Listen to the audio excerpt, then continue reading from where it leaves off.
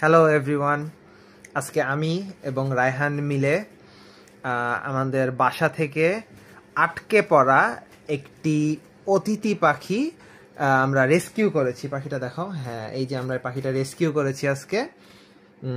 এবং রেস্কিউ করার পরে আমরা বুঝতে পারতেছিলাম না যে এটা কি পাখি। তো পরবর্তীতে আমরা গুগল লেন্সে পাখিটার ছবি দিয়ে পরবর্তীতে আমরা আবিষ্কার করি যে এটা হচ্ছে যে নেটিভ আমেরিকান একটা পাখি, যেটা পরবর্তীতে আমরা বুঝতে পারলাম যে এটা হচ্ছে অতিথি পাখি হিসেবে আমাদের দেশে এসেছিল এই শীতকালে। এবং যেহেতু আমাদের দেশের অ্যাটমসফিয়ারের সাথে সে অত বেশি ইউজ টু না বা অ্যাডজাস্টেড না, দ্যাটস ওয়াই সে আমাদের একটি ঘরে আটকে পড়েছিল।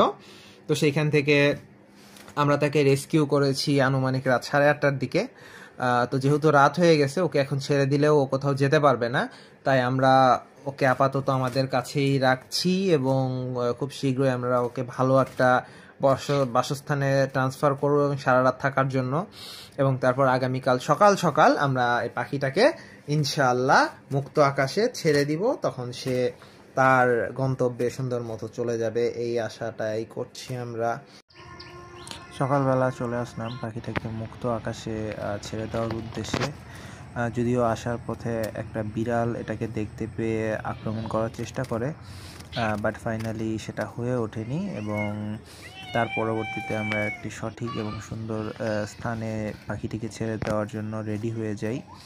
এবং তারপরে যেই মাত্র আমরা খাঁচার গেটটা খুলে দেই এবং পাখিটা যখন বুঝতে পারে যে খাঁচার গেটটা খোলা, তখন সে যে মনের আনন্দে উড়াল দিয়ে চলে যায়, সেটা খুবই প্রশান্তি দান করে মনে।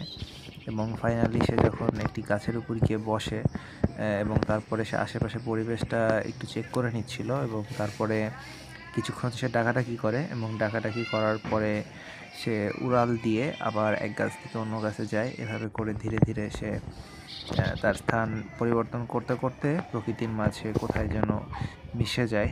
তবে পাখিটিকে রেস্কিউ করতে পেরে অনেক